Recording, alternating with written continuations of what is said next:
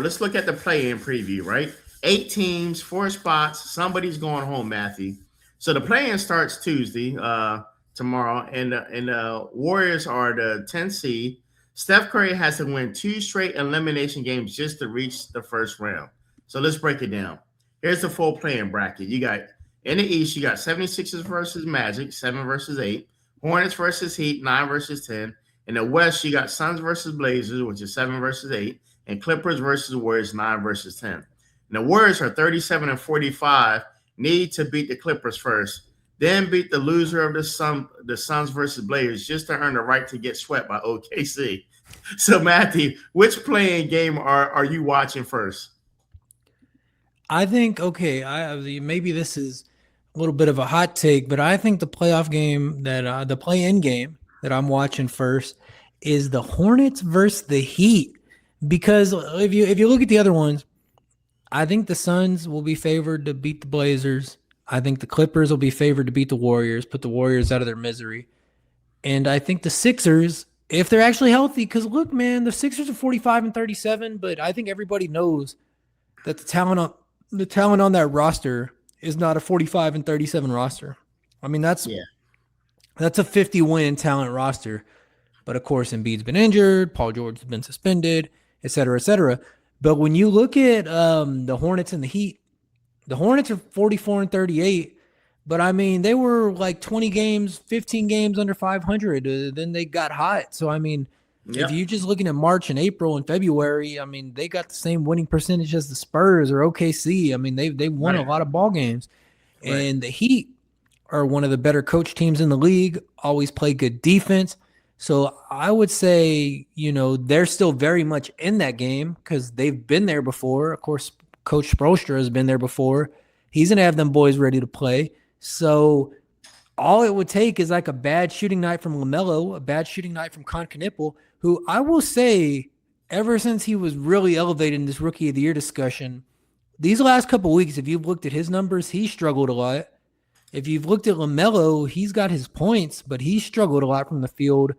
I feel like the Hornets have wilted a little bit under some of the expectations they've achieved. So I think the most interesting game, the most competitive game is the Hornets versus the Heat. And all the other ones I think are fairly predictable. The Hornets versus the Heat, I think, is a game that could be interesting because all it would take, you give these boys one quarter, LaMelo shots aren't going down, Knipple shots aren't going down. You give Miami a 6-7 point lead, and then that pressure starts to get on them Hornets boys a little bit. I think Miami could very easily win that game, even though the Hornets have been one of the hottest teams in the league.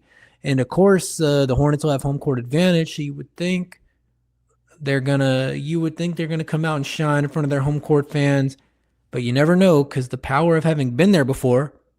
Coach Spo's been there before. Bam has been there before. Yeah, yeah. Norman Powell's had some playoff moments. I remember him with the Clippers having some good playoff moments. You got a few guys that have been there before. Hmm. And with the Hornets, a team that almost never makes the playoffs, I don't know that LaMelo, Brandon Miller, Miles Bridges, for sure, Hmm. Khan, the rookie, I don't think they've ever been in the playoffs before. Right, And your starting center, Diabate, when he was on the playoffs in the Clippers, he was like the 15th man. So the right. only person you got on the Hornets with playoff pedigree is Grant Williams. And Grant Right. Williams is certainly not going to be your best player for a whole entire series. Yeah. So I'm going to True. pick the Hornets and the Heat as my most interesting play-in game. Yeah. And look, so let's pivot real quick back to the Warriors, right? What I said. They're like the longest shot in the field and probably don't even have enough around stuff to make noise, even if they got through, right? But also, when you look at the 76ers Magic game, it might be the single most consequential playing game. Like you said, the Sixers, they have the big three. They're healthy for the first time since January. Like you said, Embiid, Maxey, George. And if they win that 7 seed, they draw the Celtics. Now that's a nightmare matchup for Boston, right? Then the Magic, on the other hand, they have been fading down the stretch with the 6 game losing streak. And on the other side, you got the Hornets, like you said, hosting the Heat at 9 versus 10. It's essentially a 1 game season. The loser's done, right? So, but Con Knipple, he's going to be the must see TV that everybody's going to be watching for to see how he shines. I do think what you said is true. If the Sixers win, I do think that's a nightmare matchup for the Celtics Yeah. because if you're the 1 seed or the 2 seed, you think like in the Mhm. first round, oh, I'm going to be playing Portland. I'm going to be playing Phoenix. I'm going to be Yep. playing some team that I'm going to blow out. The Sixers have 50, even dare I say, Okay. 60 win talent. I mean, the talent is there when you have 2 1As like Embiid and Maxey. When you've got a solid co-star like Paul George, who for many years of his career was a 1A or at Uh-huh. worst a 1B.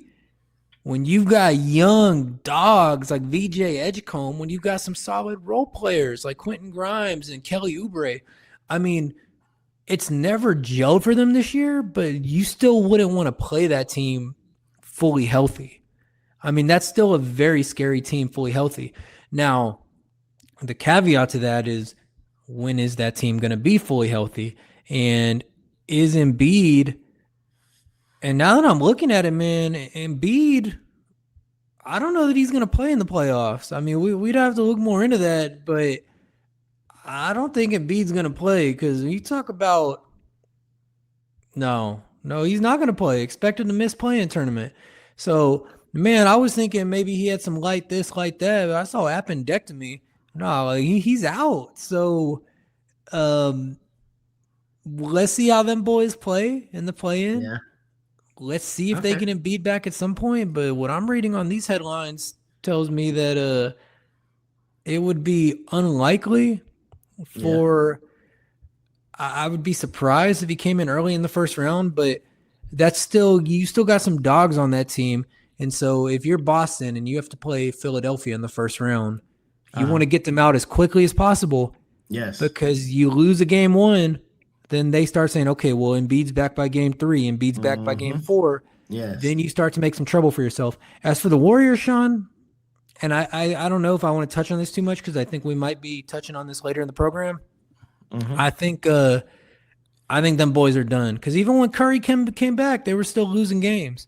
So, am I supposed to believe they're going to beat the Clippers at home? And they tell me that the Clippers have the best home court advantage because they got the wall, and they can yell and go hoorah the whole game with their wall. I don't know if you know about the wall, Sean. Man, yeah, I heard about it, man. But listen, if Steph can put up a 45, 50 point game with Hachimura and them dropping at least 20 something to help him out, you never know, man. Pod might have a good 20 something game.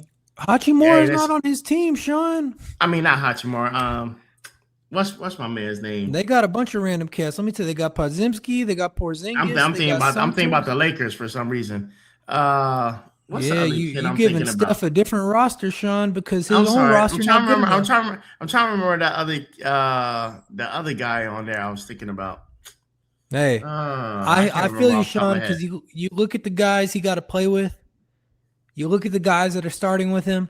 But look, let me tell you this, Sean. Draymond's not going to be enough. Draymond would have to hit Hey, like Draymond, four threes and hit 12 points out of nowhere. I mean, he'll do that once every 5 years.